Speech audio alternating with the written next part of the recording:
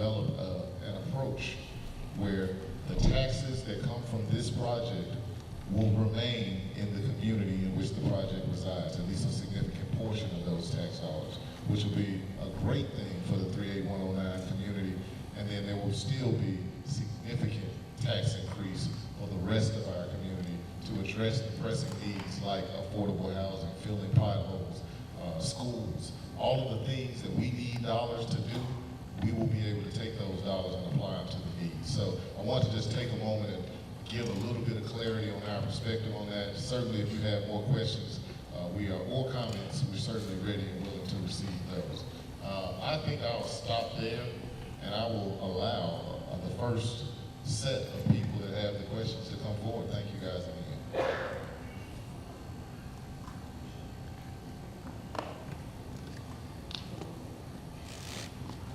All right, they're scared to touch the mic. So.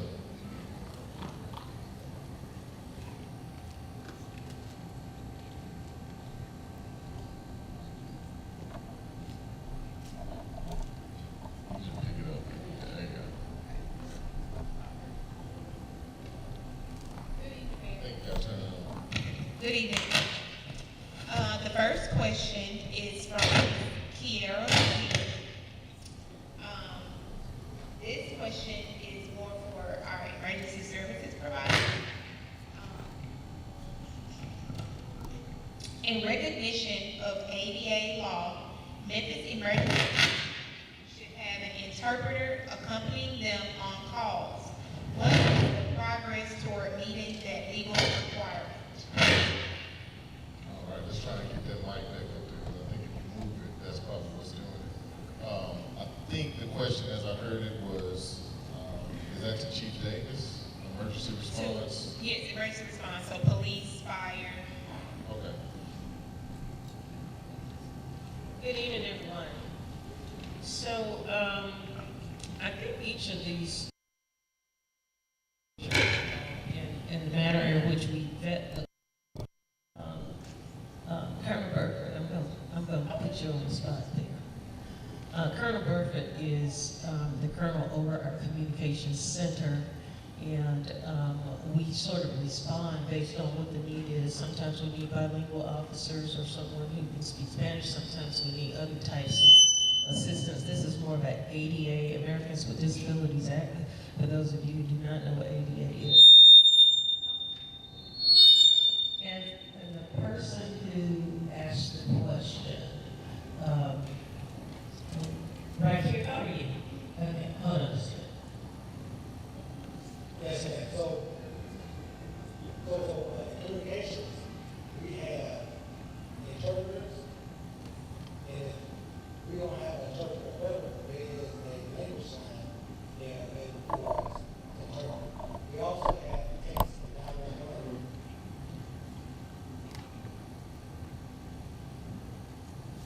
Oh, I think she asked the question. Okay. We also have text to 911, which we also respond to.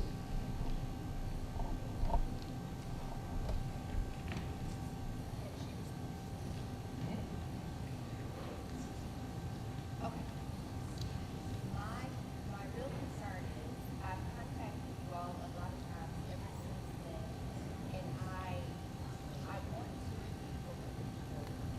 for Paulion to make a plan with ADA, and they broke that law ever since. And it's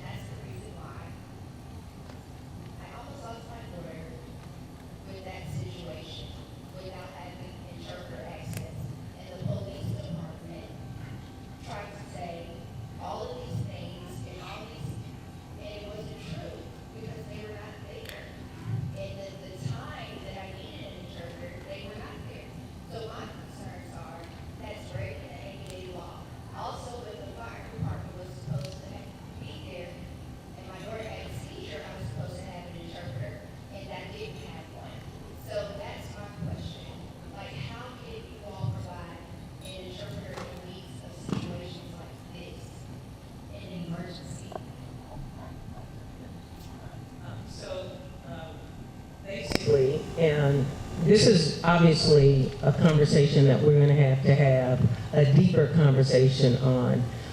We're prepared to respond to certain types of calls and have interpreters when they're needed.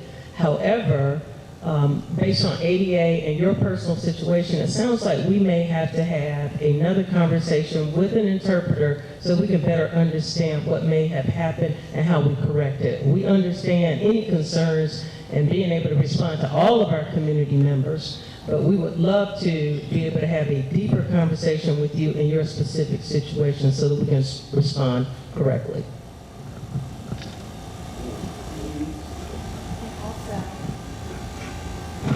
That's really a big impact for the deaf community, because the deaf community is huge and it's very dangerous because, you know, you all hit it on deaf culture.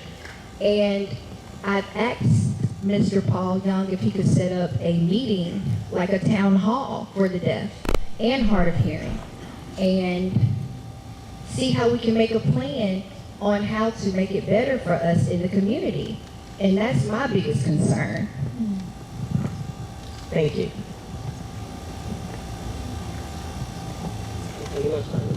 Well, I think I can just respond and say that I am definitely committed to ensuring that we have that town hall and we will make that happen. All right. Thank you. Our next question is from Jean Wayne Wang. There are ESL classes in the Memphis Library. I'm deaf and I have asked if they can help me apply for sign language interpretation services.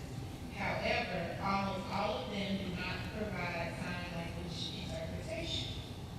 So I guess it's in regards to what the next library should do. Well, certainly we want to take that feedback and be able to talk to our library team about that. And I think this is something that we can address in the broader dialogue that we plan to host in the future. This question is from Terzino on Prezi. Memphis City fails to provide interpreters for the deaf community for many years. Oh, yeah. Memphis City has failed to provide interpreters for the deaf community for many years. They still ignore ADA law. All right, and I think that's certainly something that we would have to dig into and have that further dialogue. Can I please have Catherine Nelson tonight? Shirley Todd Salisbury and Kiriana Harris.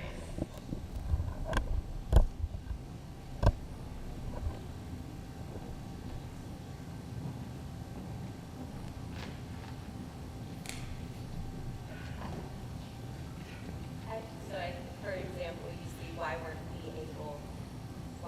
we able to go to the mic to be able to ask our own question, but these people. So that's an example of ADL. It feels like discrimination. That's not accessible for us. We shouldn't do it, and I'm not going to accept it. You're preventing us from speaking. I feel discriminated against. Is that I've the lived here for 4 years. matter I've complained, but you're not helping us. There haven't been good quality interpreting services, and now this, I'm done. I'm finished. Well, I definitely apologize for me seeming as if we were intending to discriminate, because that was certainly not our goal, and we will follow up with it. All right, I'm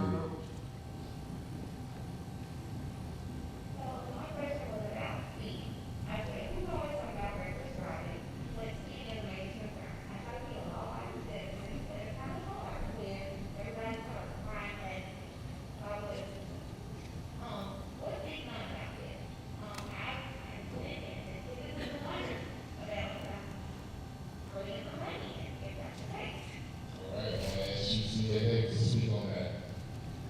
Well, your concern is my concern too, because we have a very serious speeding problem in our city. For a few years, Memphis ranked in high numbers for traffic fatalities, and some people think it's just fast cars like Chargers, Camaros, and average, everyday citizens that are speeding on our roads in the mornings, the rush hour, in the evenings, weaving in and out and so on. So that was what the effort was to bring our Tennessee Highway Patrol back to our city. I don't know if they were ever really present as much in our city, but some of the work with Nashville to bring Tennessee Highway Patrol on our interstates to help out, because the Memphis Police Department, quite frankly, has not been able to adequately cover the entire city, what we would love to be able to cover. Memphis is 340 square miles. We're 3 times the size of Atlanta, 2 times the size of Detroit, just a lot of footprint. So in the last 2 years, the Tennessee Highway Patrol has brought 42 permanent Tennessee Highway Patrolmen, and some of you have probably seen them recently on our interstates. That has helped. However, our traffic fatalities have gone down in the last couple of years. The work as far as getting our officers out there and doing more traffic details has helped, but we are also working in other ways to have technology to help us with those types of problems in our city, and conducting various operations and details as well. So I know it's not where we want it to be right now, and we continue to ask our everyday average citizens, the people in this room, to slow down. Slow down on our roads, to protect yourselves and protect others on the road too. But thank you for your concern. We will continue to work. Where do you live, and where have you experienced it the most? Okay.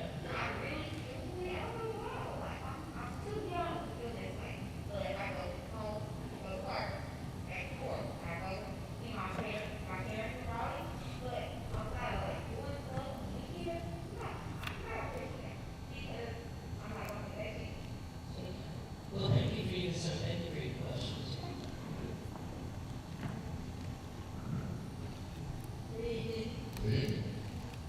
When will the city of Memphis get a place to house mental ill patients other than the jail, so that the family members can be involved in their care and know how they are doing?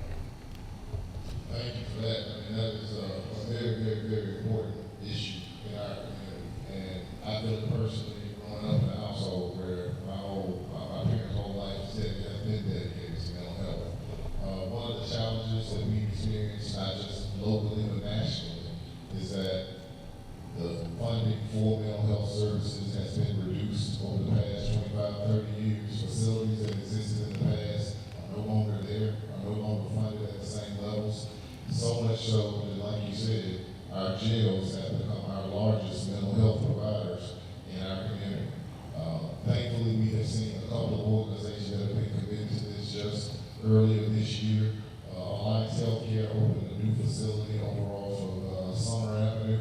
I can't remember the exact capacity of the number of people that they'll be able to serve, but there's certainly significantly more than were being served previously. They also have plans to add an additional space for young people experiencing mental health crises. And so that is the start. We certainly want to continue to lobby our city to try to get more funding to build a new facility. But in the meantime, we want to work with the people that are already doing that work. So groups like Alliance Healthcare are significant partners to us in our work to ensure that we are preventing people from having to go spend time in our jails when they should be getting the service that they need. In fact, Alliance has a partnership with Chief Davis and her team, and our officers actually have space in this new facility where if they encounter someone on the streets that's experiencing a crisis, instead of taking them to jail, they can take them there. So that's a very, very positive step towards the goal that you're looking for. Thank you, but I am so concerned that the courts, I know what's going on in the jail was going on in the courts, I know the care that they need to get. And it would be helpful if we could get another time and discuss this, because it's a real problem. Absolutely. I would love to bring in our County Sheriff, who's actually responsible for the jail, to make sure that they are part of that dialogue. But they would have to be the ones providing both of the insight on that space, but certainly we can convene a conversation like that. Thank you.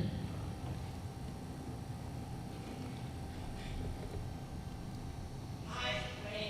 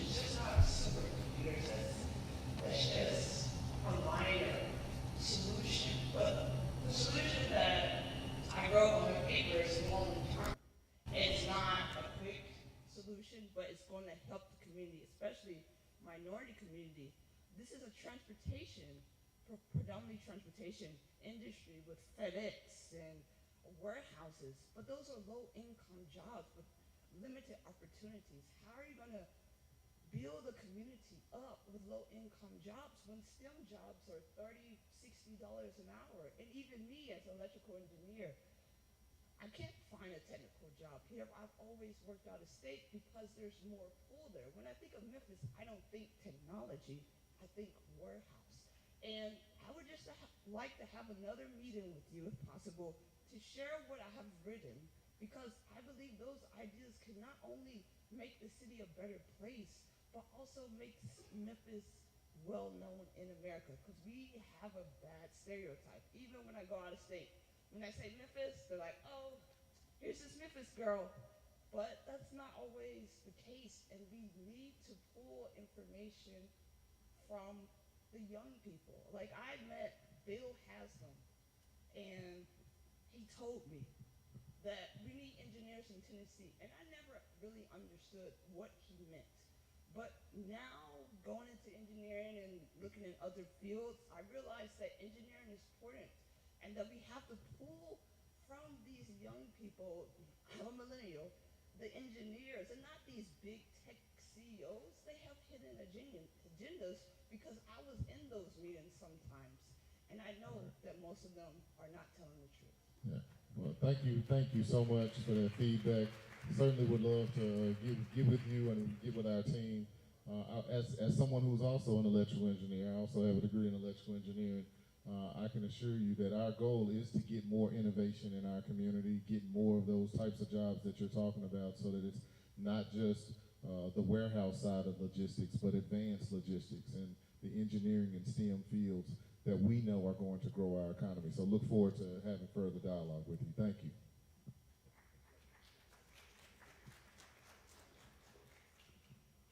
Can I please have Ann Bailey Mitchell, Ruby Cipher, and Rennie Harris?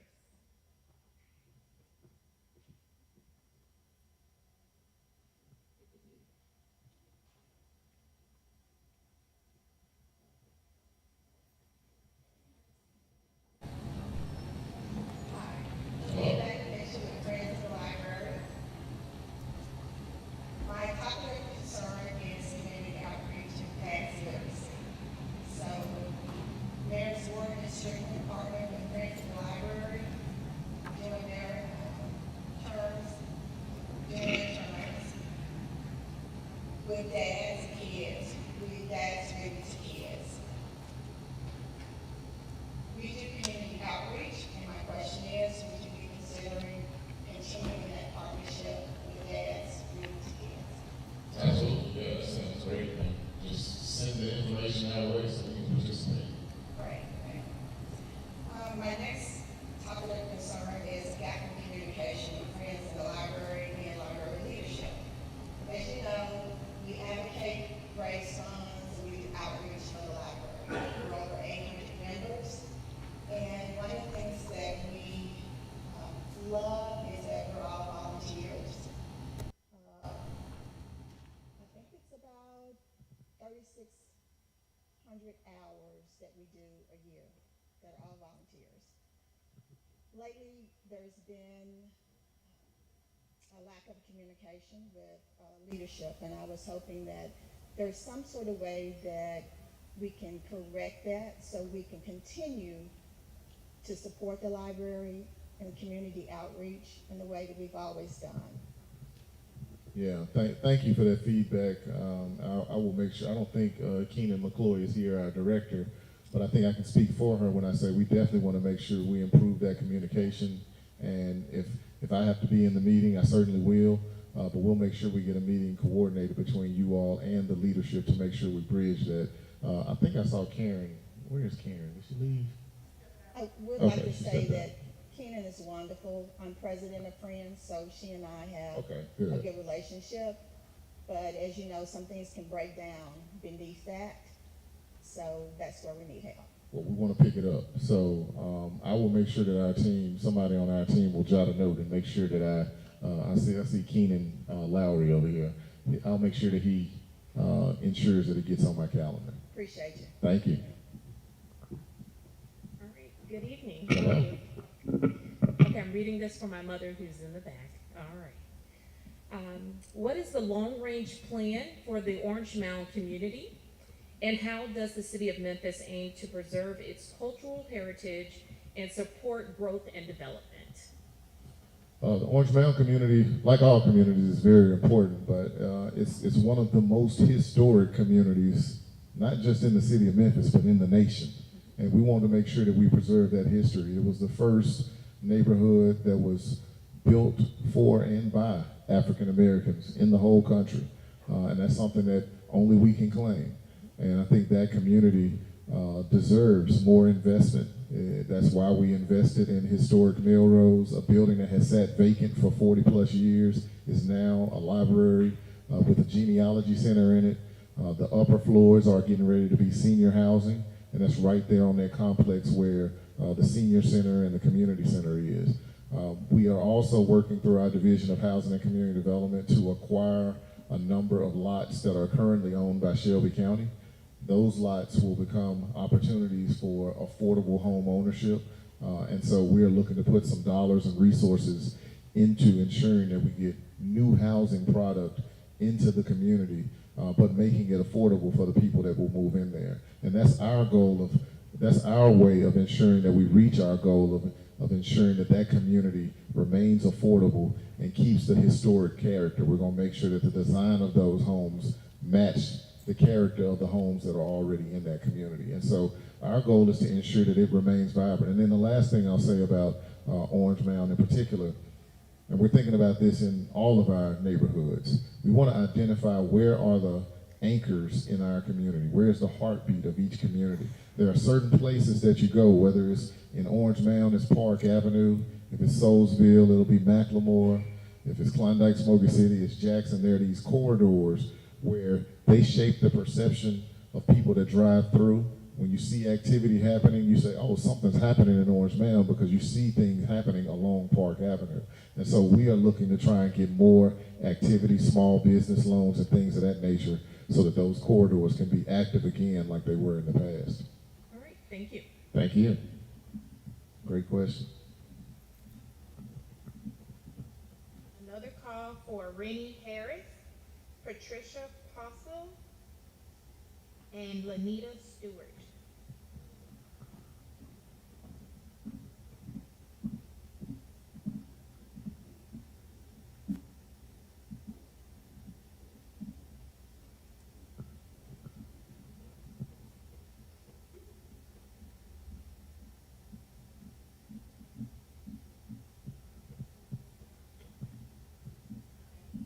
Hello.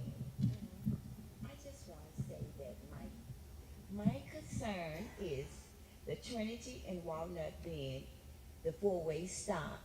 I was saying that we need a light there because a lot of people don't know when to go.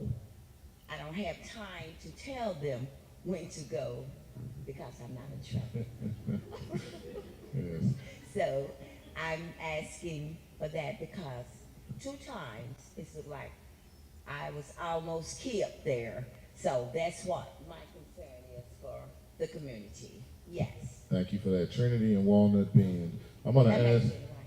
So Is that right, Trinity and Walnut? yeah, that's right. I was just repeating it to make sure I said it right. But yes, I want to ask our city engineer Manny Bellin to speak to that and what it takes to get traffic lights at intersections. Thank you, Mayor. Good evening, everyone. Manny Belen. I'm with the Division of Engineering. So I'm the city engineer. To answer your question, the typical process for requesting for a new traffic signal actually has to go through a pretty in-depth decision-making, subject to the Federal Highway Administration's guidelines associated with that. Typically, it has to meet certain warrants for that to happen. That includes any accidents that may take place in those intersections, so those data are included in the analysis, including others as well. Speeding is one, volume of the intersection, vehicles going through it. So those are some types of the design guidelines and data that are considered. But we certainly can look at that and review it. We do have plans throughout the city We're constantly looking at intersections where they're dangerous, and we make accommodations based on those. So we'll take your information, and we'll certainly look at that. Thank you so much. Yes, ma'am. All right, thank you, Manny. Or Director Bellin, I'm sorry. Hello, Hello, how are you I'm tonight? doing well. Good. This mic's for shorter people. My name's Patricia Postle, and recently I've received or been inundated with phone calls from people living in the North Cordova area. So Mayor Young, those citizens are asking me, what was the procedure for de-annexation of South Cordova?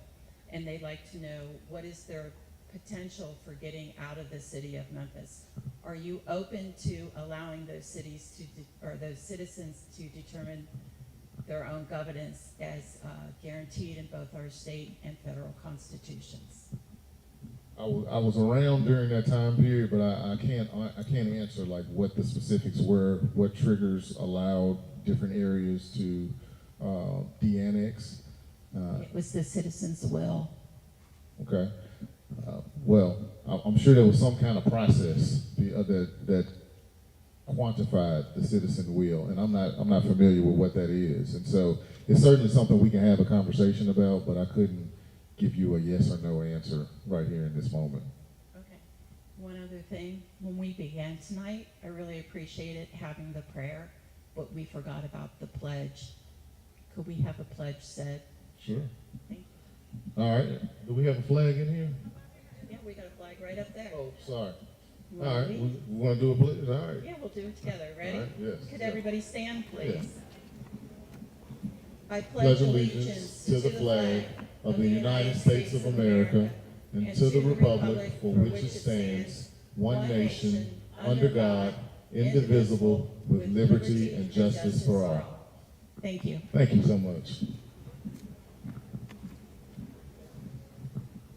Good evening, and thank you for this opportunity. My name is Lanita Stewart, and my question is concerning rising costs, specifically the MLGW utility bill. What is the procedure and approval process for increasing items and amounts on the city portion of the MLGW bill? So, one of the things that you probably saw increase was the solid waste fee. I think it went from like $6 to $12. That was during last year's budget season, which I started off talking about how challenging it was. Our team worked with the city council to try to identify solutions, and one of the ones that they came to was increasing the solid waste budget, the solid waste fee. As you know, we have challenges around solid waste, and we wanted to make sure that the budget was healthy enough to address all of the things that need to be picked up, and that fee was a part of that.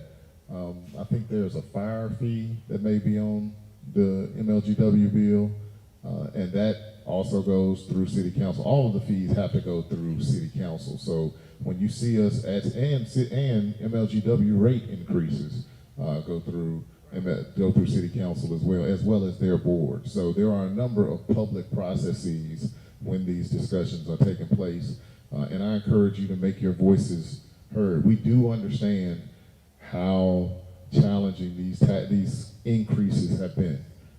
It's painful, but we also know that our citizens want and deserve more, because the services that we have been providing can be much better. And that's our goal. And so we want to try and find that right balance. And so we welcome your voice and input in that process. And I will say on behalf of MLGW that you might have noticed that there have been far less outages when we've had storms the past few times. And that is a direct result of the investment that they're making in cutting lines and investing in technology. They are trying to ensure that we have the most reliable system in the country. And they're doing an amazing job just in the last couple of years. And so I wanted to just shout them out. I know it's painful, but we are getting a benefit as a result. Thank you, and go MLGW. Go MLGW.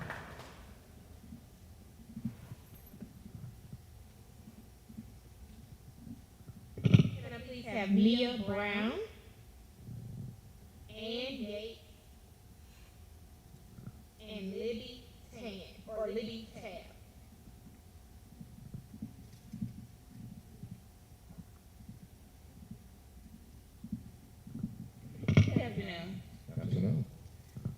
a quick question. It already really has been answered, but my question was, why does downtown get all the attention regarding safety and police presence? I kind of can answer my own question. I did speak with one of your fellow officers. I think his name was Denzel, and he did a very good job of actually trying to recruit when I did go into the meeting in there to, with the vendors.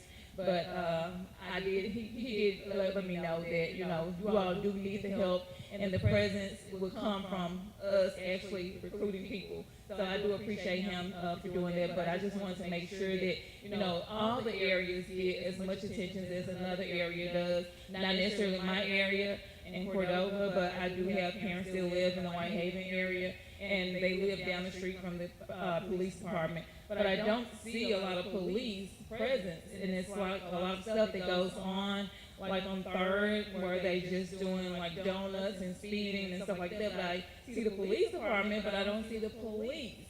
And you know, that's a real big issue. But like I said, I appreciate you coming up. But like I said, Denzel did a very good job of letting me know that you all are in the recruiting business, and he actually did tell me, you know, he gave me all the information. So I have to actually be a part of that also, as far as getting that information to young people that may be looking for a career also, to help out. Well, thank you for your question.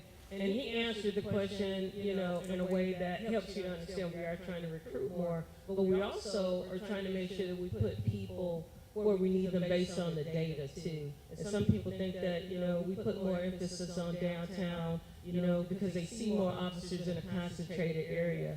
The concentrated area is because when we have major events and all of the things that happen downtown, we need extra officers to be able to address those large crowds and things. But we are working really hard to have more officers visible in our precincts. That's why you see our officers patrol cars now with cruise lights, you know, so that you can see them from blocks away, so that you know that they're in the area. And we're also trying to make sure that we reallocate our manpower so that we can have officers where we need them during the times that we need them. Even if we have to borrow officers from other precincts from time to time, you may see us do what we call Code Zero operations. That's so that we can have an influx of presence in communities that may not have as many officers at that police station, but we're borrowing so that we can show you that we're doing the work and trying to deal with the crimes and the various types of public safety issues in your community. And I'll be glad to talk to you after this too. All right, I appreciate it. Thank you so much. Thank you. Thank you, Chief Davis. Ms. Yates. Well, mine is very similar. The elderly, which I'm one of them. It's just that we need more senior housing and more police protection. I remember when police used to just walk the streets. And just the sight of having two patrolmen, crime doesn't happen. Thieves, when they see that police presence, they kind of go to another area. So I'm just saying it would be a lot better in places such as like where my business was on Madison, if possibly patrolmen can come to that area. Yeah, I'm going to ask Chief Davis to speak to it again, but I will also say to complement the work of our police department, our officers do an amazing job. Y'all give it up for our officers, MPD. They do an amazing job. But the reality is that we still don't have enough of them. We still don't have enough. And they're recruiting hard every day. It sounded like they were trying to recruit you, Ms. Mia. But we're working hard to get more people. But what we have done in an effort to put eyes where people are not is we've invested deeply in a camera technology system where we now have about 550 intersections identified throughout the city of Memphis. These are traffic intersections where we're putting HD cameras, and with these cameras, we are able to have eyes on the streets, and we can identify if somebody has committed a crime somewhere and they pass through one of these intersections, we're going to know where they are in real time. We also have license plate readers There are hundreds of them all throughout the city already. We're flagging these cars as things happen. There have been recent incidents where people have committed crimes, and because of the clarity of the technology, we're able to see who did it. People always tell me, cameras don't stop crime. Yes, that is true, but they do help us catch criminals. And that's our goal, is to get more criminals off the street, because when we do that, our community is going to be safer. But I'll let Chief Davis speak to anything else around walking the beat and things of that nature. Absolutely, that's the essence of community policing, when you have an opportunity to have one-on-one conversations with officers. And yes, we have more calls for service as we did 10 years ago, whatever. We had more officers back in 2011. The department had 2,500 officers. That's why you saw more officers and what they call coax in communities and walking around. And at some point in time, the city stopped hiring. Anytime you stop hiring, it takes forever to dig out of that ditch. So we have been working and accelerating our hiring so we can get back to a place where our officers aren't just running from call to call, and they have opportunity to stop more, and we still encourage them to do that now. Stop the vehicle, park it someplace, get out of the car, talk to people. But to your point, we want to get back to a place where we have officers that are dedicated to bicycle patrols, foot beats. We want to see more horses in our community, mounted patrol, motorcycles. That's what a police department this size should have, and we're working in that direction. Thank you for your comments. Thank you. Thank you.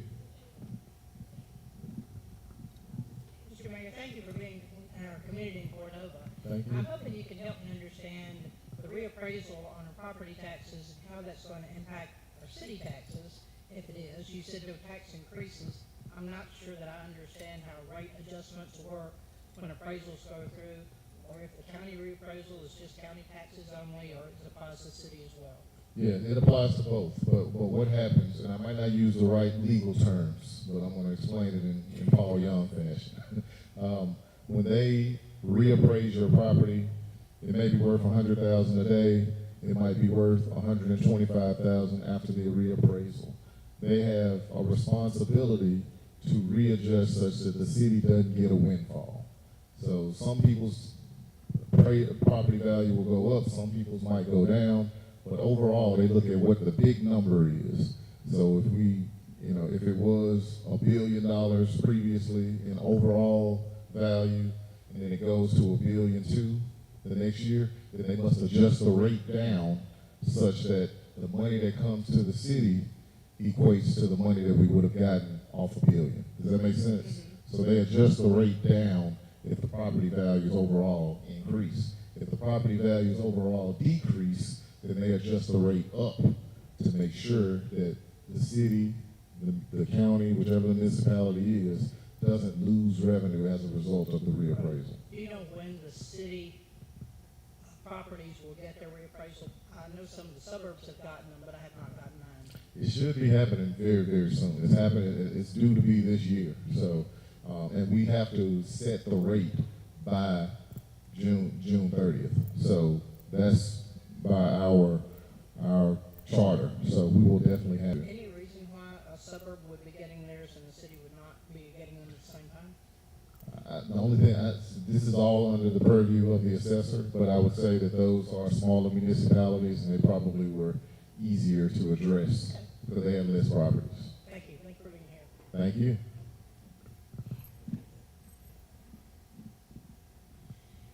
Can we have Teresa Langston, Natasha Gatson, and Daryl Smith?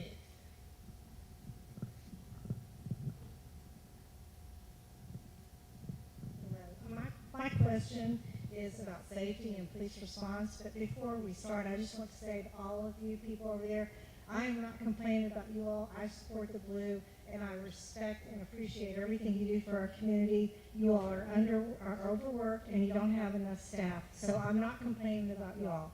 And the chief is probably who I want to direct my question to.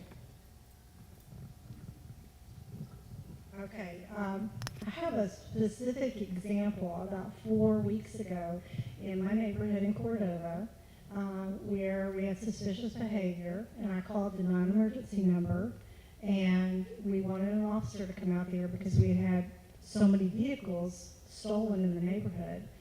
and we never saw a police officer. This started at 8:40.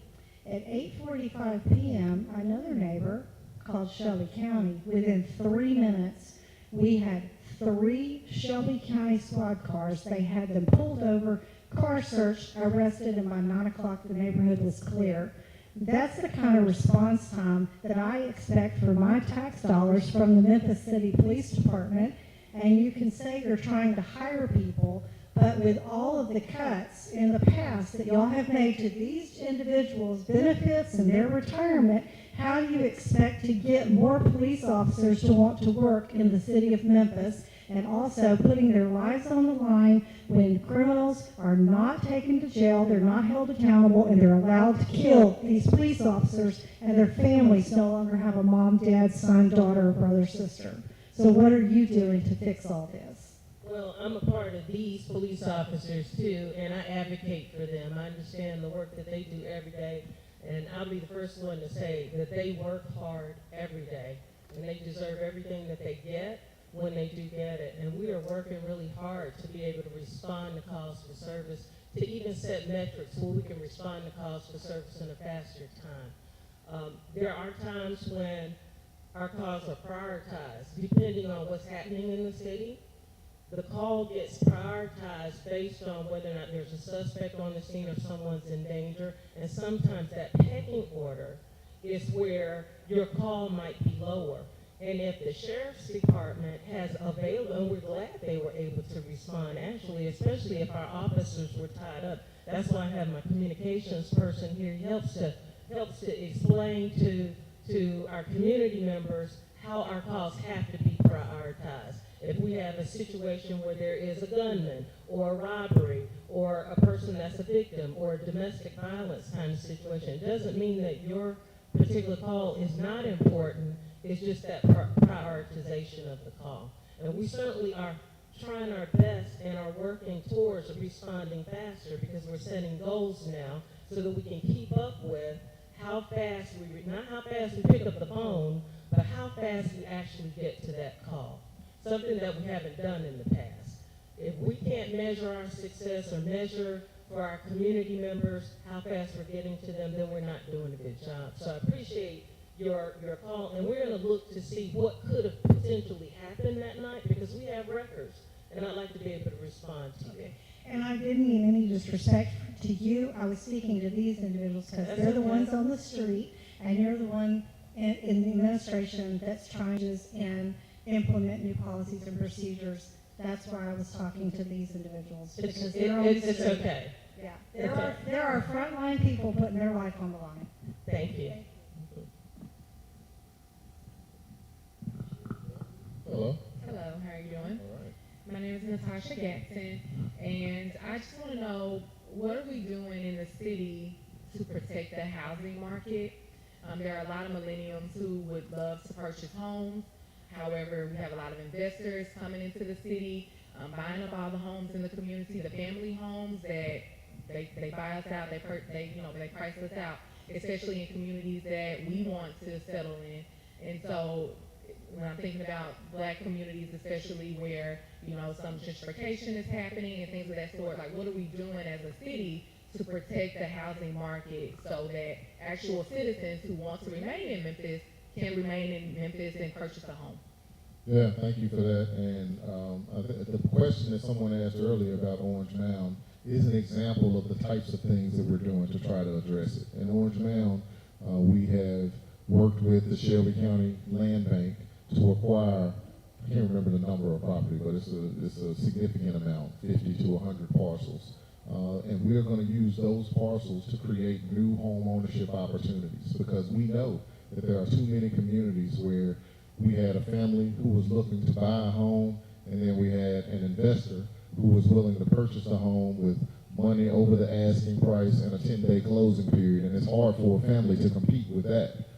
And so we know that when rates were low, a lot of our families missed that opportunity to own a home. And so we want to make sure that we get more product where we can build, not even low income housing, but lower dollar housing, starter homes, homes that people coming out of college can acquire. Because what's happened, not just in Memphis, but all across the country, is that a lot of the new housing product that's